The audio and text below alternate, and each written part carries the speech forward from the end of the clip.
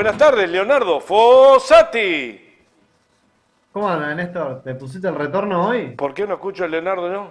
Porque no te pusiste el retorno. No, yo no me. Muchas gracias, pero era adentro que no me dieron una palaquita. Ah, Muchas ahora gracias. ¿me escuchás bien ahora? Sí, perfecto. ¿Cómo andás, Leo? Bien, ¿y vos? ¿Cómo terminaste el sábado? Bien, divino. Me acosté a dormir temprano y todo hice los deberes. ¿Vos cómo terminaste? Yo todavía tengo un cacho que comí demasiado. Ah, mirá vos. Escuchame una cosa, te vi que te pusiste polémico ahí. Le empezaste a pegar a tu amigo Gerardo otra vez. No, no, no. ¿Eh? Igual viste que ahora justo. Él es una piedrita en un iceberg. Bueno, vos sabés que ahí mencionabas algo, vos. Es un tipo servil, ¿no? Claramente es una persona muy servil. Este, la verdad que lo ha dejado demostrado. ¿Te acordás cuando el presidente le dijo que le avisara si tenía que echar alguna más? Sí, claro. ¿Te acordás? Digo, no, digo porque es bueno recordar que frente a los medios de comunicación, vos decís es una piedrita en el zapato y en realidad no. Porque él tiene tiene bajo su potestad la investidura de los medios de comunicación públicos. No es una No persona es una sin. piedrita en el iceberg. Yo creo que es más, es un poco más que eso y es de las personas que precisamente hay que bloquear y aislar. Porque este tipo de persona, como este muchacho, ¿no? Bien servil y lacayo, así como es, son los que después cuando pasan las cosas, habilitan los discursos de odio, ¿viste? Y después pasan las cosas y son los primeros en salir a decir, nosotros nunca quisimos decir eso, nosotros jamás fomentamos que el odio, siempre nos comunicamos y trasladamos las cuestiones con respeto, lo cual es todo mentira, ¿no? Pero digo porque esto ya pasó en Argentina.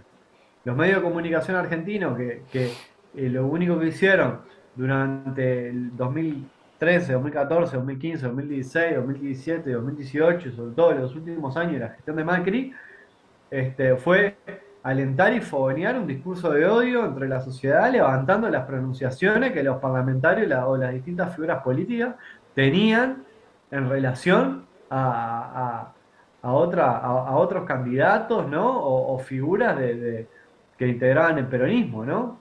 Este, y claro, posteriormente eso se tradujo en que un día fueron y le martillaron un arma a la cabeza a Cristina. Claro, después salieron todos a decir, tuvieron que meter la reversa, como ayer Sotelo, que creo que a los 35 minutos de haber publicado ese tweet, como vio que se iba a quedar sin laburo, o sea, como está viendo que se va a quedar sin laburo en breve, este, salió a meter una reversa importante a decir que había hecho un chiste y lo que había dicho había sido una ironía y que no había hecho más que referirse con los mismos eufemismos que los candidatos se llamaron a sí mismos durante toda la elección. Lo cual es mentira. Perdón, la ironía es que él esté al frente de los medios públicos. No, eso no es una ironía porque vos para tener un gobierno de estas características tenés que llenar los lugares políticos de personas que sean serviles y que no te muerdan la mano. Y Sotelo es una persona precisamente así, es una persona muy servil que jamás le va a morder la mano a quien le da de comer, que en este caso, una persona que criticó fuertemente toda la burocracia administrativa del Frente Amplio y lo único que hizo fue bregar y militar para conseguirse un carrito público, porque lo que hizo fue conseguirse un carrito público en frente a los medios. Eso es todo lo que pudo conseguir.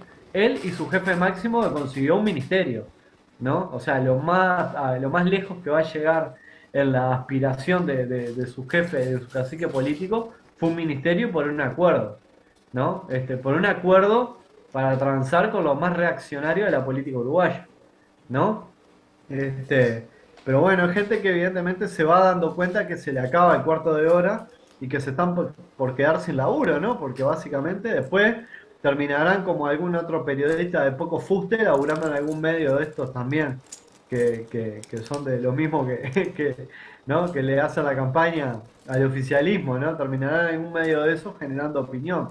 Pero para mí no son una piedrita, porque precisamente son los que construyen este discurso de odio y bronca que la sociedad después replica y foguea, ¿no? Y habilita esos lugares y habilitan esos lugares, lo cual es muy difícil de volver. Vos fijate, cómo va a decir lo que dijo en relación a una de las figuras más importantes de la política mundial, ¿no? Si será, ¿no? Si será Cipayo, ¿no? Si será Servil. Porque obviamente él, Pero además una elección tutoriada, vigilada, totalmente democrática, más que eso, más cristalino que eso. Uno podrá pero, estar de acuerdo o no con el candidato, pero no puede ser que es un ladrón. pero ¿sabés lo que pasa? Vos decías que se mire un espejo y lo diga. Es tan mezquino que no tiene ni reflejo, no se puede mirar un espejo, porque no mira y no ve nada. Entonces, y así como no mira y no ve nada, no puede tener una opinión política. Por eso tiene que recurrir al insulto, al agravio. Por eso recurrió al insulto y al agravio precisamente porque, claro, no puede emitir una opinión política. Porque si tiene que emitir una opinión política, tiene que reconocer que el proceso llevado contra Luis Ignacio Lula da Silva y contra Dilma Rousseff posteriormente fue una farsa y un montaje para generar las condiciones necesarias de manera tal que garantizara el acceso a un gobierno fascista. O acá la gente se olvida que destituyeron a Dilma para poner a Temer y que Temer representaba a la derecha y que fue el que fue construyendo el caldo de cultivo para que ganara Bolsonaro después. Entonces, claro, no puede asumir Que todo. el juez Moro que inventó todo, luego lo echaron y quedó clarísimo que eran todas mentiras. Sí, pero ahora es Bueno, pero senador, no, no ¿eh? me quedó claro a mí, le quedó claro a la justicia brasilera. Mm. Pero se ve que Sotelo tiene información que la justicia brasileña no maneja porque lo acusa de ladrón en un Twitter el día de las elecciones. Claramente, ¿no? Pero lo que pasa es que no pueden reconocer eso y donde le faltan los argumentos sobran los agravios. Y es una persona que en los últimos tiempos se ha caracterizado por llevar adelante una defensa de sus ideas basada en la descalificación de los demás. Y la verdad es que es muy triste porque yo recuerdo sus épocas de periodista incisivo. Y bueno, uno nunca iba a pensar que iba a devenir en un cuidador, ¿no? En un cuidador de los intereses de una oligarquía que ni siquiera lo representa y que el día de mañana, cuando deje de ser gobierno, lo va a devolver al mismo pozo donde estaba antes, ¿no? No es que lo va a catapultar. Pero bueno, la verdad que es muy triste que los comunicadores y sobre todo los comunicadores y las personas que tienen posiciones que representan la institucionalidad en Uruguay se dirijan y se comporten de esa manera. Porque la ordinariedad habla más de quien la dice que de quien la recibe, eso es la verdad. Y pobre Gerardo, desgraciadamente no deja de ponerle cada vez más un cero a su precio en cuanto al valor de su servidumbre, ¿no? Así que bueno. Pero lo importante es que en Brasil votaron casi 120 millones de personas. De 220 millones de personas que viven en Brasil, votaron 120 y 60 y pico millones votaron a favor de Lula y lo que no es menor es que 59, 58 millones de personas votaron a Jair Bolsonaro, ¿no? En unas elecciones que, que tienen que servirnos para aprender mucho a cómo posicionarnos para aislar este tipo de discurso, ¿no? Porque vos sabés que yo a veces siento como que no, ¿viste? Como que no aprendemos nada. Es como que todo lo vemos y decimos sí, sí, sí, nos parece fantástico y después dejamos que sucedan cosas que son inadmisibles. Vos fíjate que yo te mandé ayer una nota, me llegaba información de acá de gente del PT y todo lo demás de Chuy y amigos que viajaron a votar a Brasil, de que el ambiente realmente en los estados que eran bolsonaristas era un ambiente bastante complicado, amenazas, persecución. Se salió un comunicado incitando a que la Policía Federal no incidiera en los comicios electorales porque había estado deteniendo a los ómnibus que llevaban personas que iban a votar a Lula, ¿no? Que las trasladaban a los circuitos. Bueno, días antes una diputada, o creo que es senadora, salió con un arma a amenazar a gente, a simpatizantes de Lula, ¿no? Una senadora, una de las más, el brazo derecho de Bolsonaro, como le dicen, o la defensora más acérrima de Bolsonaro, salió con un arma en plena vía pública a amenazar al electorado de Lula. Hace cuestión de unos meses mataron a un líder del PT acá, de uno de los estados del sur, y así. Y así en ese clima de odio y de revancha y de fraccionamiento fue que se dieron las elecciones. Por eso demandaron una vigilia, por eso demandaron una salvaguarda y por eso demandaron que hasta el impresentable del actual presidente, bueno, el actual no, pero del presidente que de salida de Brasil bajara los decibeles en torno a las incitaciones al odio que estaba generando. Y yo creo que eso es una señal para Latinoamérica y para el mundo, ¿verdad? De que cuando hablamos del fascismo no estamos hablando de lo que pasó en la Italia, ¿no? Del 30, ni estamos hablando de la Alemania nazi, ni estamos hablando de Uruguay en 1970. Estamos hablando de Uruguay, Latinoamérica, Europa, ¿no? 2022. 2022 con una fuerte impronta de construcción de la intolerancia y una persecución sistemática y una incitación al odio, producto de manifestantes generalmente y simpatizantes de la ultraderecha, ¿no? O sea, es como, siempre tiene como el mismo común denominador, y así todo, hay personas hasta el día de hoy que cuestionan y que dicen que eso no es cierto, ¿no? A pesar de que siempre son las mismas. Pero bueno, tenemos a Brasil que ahora, bueno, a partir del 1 de enero ya asume Lula, creo que el 1 de enero, el 1 de año ya asume la presidencia. Y va a ser un gobierno complicado, va a ser un gobierno complicado. Es una esperanza para la región, es una esperanza para Brasil, es una esperanza para el mundo, pero va a ser un gobierno complicado porque las señales que se van construyendo respecto a cómo se van desarrollando los procesos democráticos en los países va siempre, o por lo menos en este lado del mundo, en el mundo occidental, va mostrando como esta tendencia a la exacerbación de dos posturas irreconciliables, cada vez más irreconciliables, producto de que una de las partes sistemáticamente se encarga de destruir y dinamitar cualquier punto de encuentro. Yo lo planteaba acá un día conversando en una de las columnas, cuando decía que el oficialismo en este país, con su bancada de Senado y diputados, pensaban que en el gobierno iban a estar toda la vida. Porque nadie que tenga los pies sobre la tierra y piense que su mandato se termina el 1 de marzo del 2015, perdón, del 2025, puede manifestarse en relación a la oposición con el odio que se manejan. ¿Por qué? Porque uno tiene que seguir gobernando y tiene que trabajar en la construcción de acuerdos y tiene que trabajar en la construcción de políticas de largo alcance para que el Estado y su sociedad se beneficien. Pero la política de este gobierno y lo que viene mostrando las tendencias de la concentración del poder en bloque, ¿no? Que tienden como a fogonear discurso del odio, es como que se pretenden perpetuos en el poder del Estado, ¿no? El poder no es una cosa que está ahí, que es monolítica, única, y que no circula. Pero piensan que van a estar toda la vida en el poder. Entonces, como nunca están pensando en la posibilidad de que de cara a construir un mundo medianamente mejor y sobre la base del respeto y la tolerancia, no podés tener sistemáticamente gente que está incitando al odio y que siempre proviene de los mismos lugares. Eso es lo que a mí me llama poderosamente la atención y que es tan difícil de hacerle entender a muchas personas. Siempre son de los mismos lugares que provienen los mismos discursos del odio. En Brasil tenemos casi 60 millones de personas que votan a Jair Bolsonaro.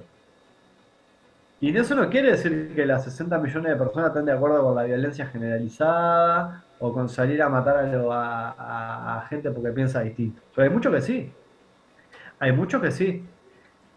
Y esos muchos que sí, generalmente ocupan lugares bastante importantes e instrumentalizan su discurso del odio, ¿no? a través de otras personas, como está haciendo, por ejemplo, el herrerismo en este país, instrumentalizando un odio de clase que tiene, porque el herrerismo representa a uno de los sectores de la oligarquía más fuerte de nuestro país, ¿no? Instrumentalizándolo a través de personas que evidentemente no son muy lúcidas a la hora de hacer su juicio político, porque si se pusieran 2 minutos a pensar los intereses que están defendiendo y en qué lugar están ellos o ellas en relación a esos intereses, no podrían estar defendiéndolo, y sin embargo lo hacen. Entonces, creo que más allá de la esperanza, siempre me quedo con esa cuestión de la preocupación y, me permito reafirmar mis votos para con el compromiso de este programa, que hay que trabajar en la profundidad y en la amplitud.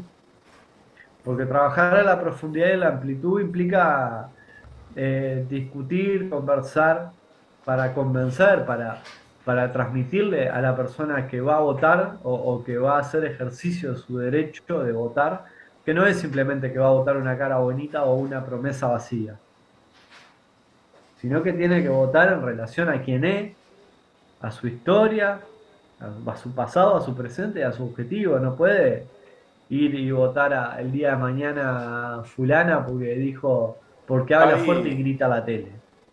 Leo, Sí. hay un concepto pequeñísimo, después cuando tú termines voy a tratar de pasarlo, de Carolina Cosa, que para mí es nuevo, en donde invierte la palabra tal como tú lo hiciste.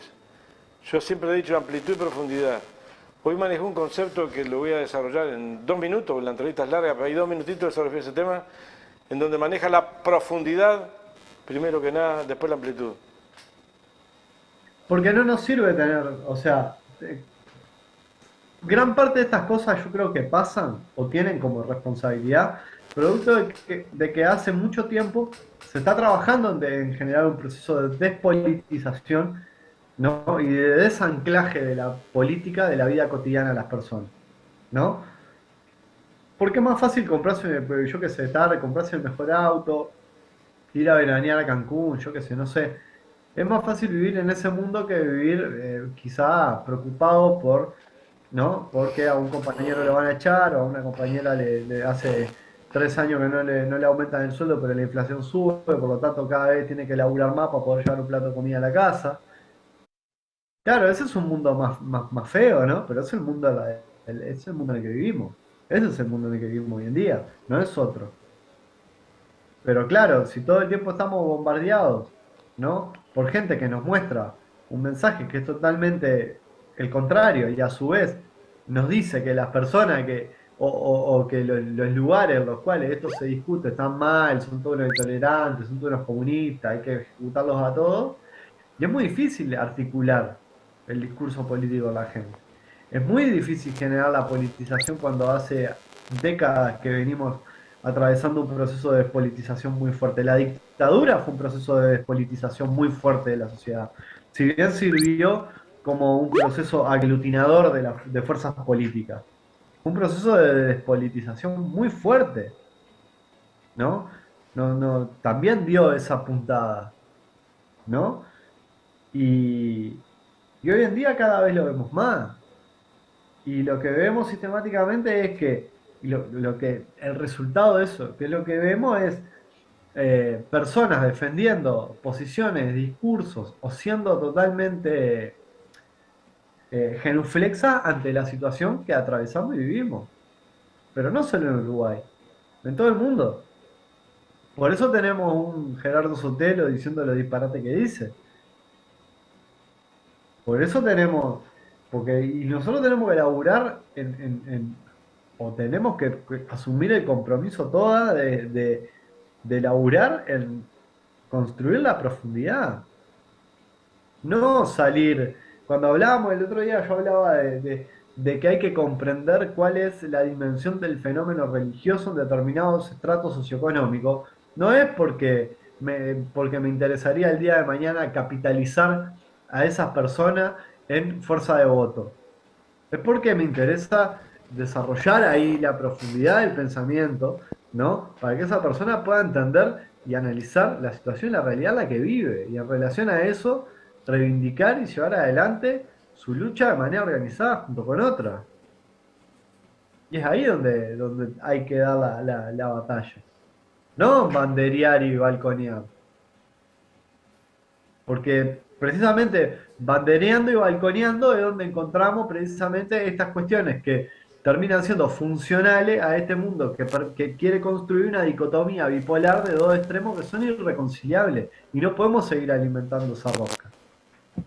Y para no alimentar esa rosca yo creo que es importantísimo asumir este compromiso y entender que los que están del otro lado no son una manga de brutos, ¿no? No son analfabetos, no son burros, no son pelotudos, sino que son personas que ocupan y están jugando un rol importante en función de intereses que no son los de ellos la mayoría. Porque precisamente lo que tiene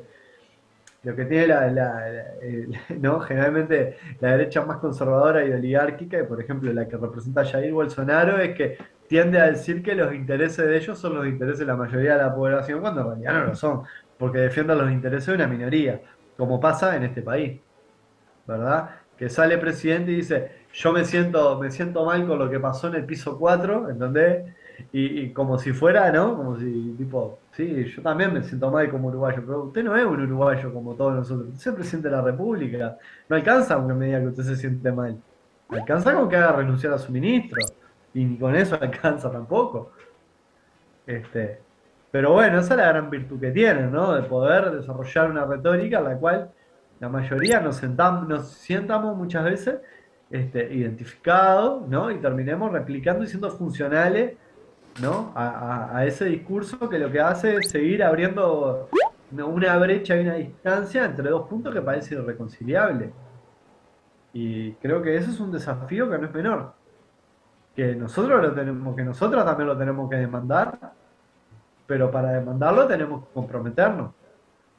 Comprometernos a entender que no es nada, el Bolsonaro es un facho, que no sé qué. Sí, sí, es un facho, eso sin duda, es un milico, era un milico, se inventó un personaje, era un mequetrefe de poca monta que se inventó un personaje y con ese personaje sirvió y lo pusieron donde estaba, como Trump. Trump aparecía haciendo cameos en películas de Hollywood, siendo un payaso básicamente y terminó siendo presidente de Estados Unidos. Presidente, bueno, presidente, llamémosle, porque ya no se puede. Yo dudo que el sistema democrático norteamericano se precie de ser el tal cuando en realidad tiene, tiene y establece un conjunto de limitaciones que no permite que el poder circule de los lugares en los que siempre está concentrado. Pero bueno, será discusión de otro día. Pero bueno, me parece que tenemos que abrir un poco más los ojos de cara a que tenemos elecciones y que la campaña va a empezar el año que viene, ¿no? Porque el ¿Te parece que el 2024. año que viene? ¿Eh? ¿Te Sí. parece que el año que viene? No, la campaña ya empezó, hace rato. Hace Creo que rato. no frenó nunca la campaña, a excepción de otras veces, no ha frenado a hacer campaña política, incluso en plena pandemia. Bueno, sí. Sí, sí, vamos, sí, ahí, tenés razón. De hecho, se valió de los medios para estar constantemente ahí, marcando y haciendo agenda y haciendo campaña política. Pero bueno, eso es como la reflexión que me deja la elección de Brasil. Yo sé que es un poco pesimista, soy medio Arturo Schopenhauer y defiendo el pesimismo, pero en este caso, pero me parece que eso nos tiene también que de alguna manera reafirmar los compromisos de cara a que las transformaciones profundas requieren profundidad política, mucha profundidad política. Porque si no termina pasando que esto es como un ciclo, ¿viste?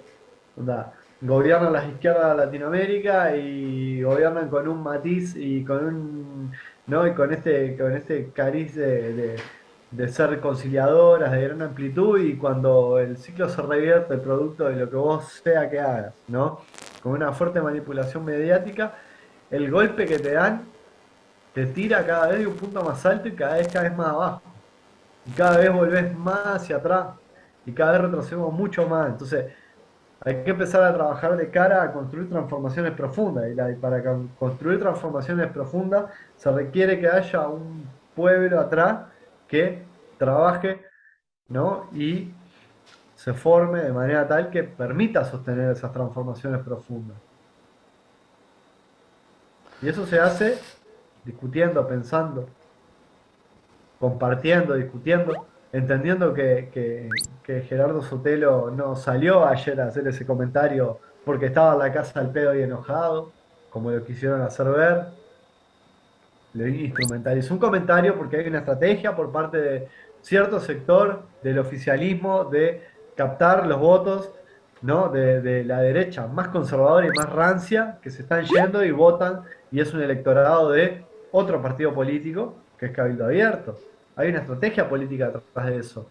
Captar esos votos, no es Y del simplemente... Partido Colorado, y del Partido Colorado. El herrerismo está trabajando para esos lados. Sí, entonces hay que comprender ese tipo de cosas, hay que ponerlas en discusiones. Porque si no, todo queda como una persona que salió y dijo cualquier bolazo y queda en esa, y el día de mañana pasan las cosas que pasan y nadie es responsable, nadie se hace cargo y todo pone en marcha atrás. Como tu amigo que puso la marcha atrás los 35 minutos de haber hecho comentarios, sé que lo llamaron y le dijeron que se iba a quedar sin laburo y metió la reversa. Nos tenemos que ir. Sí, ya está Gerardo acá, lo veo conectado. Bueno, nos vemos.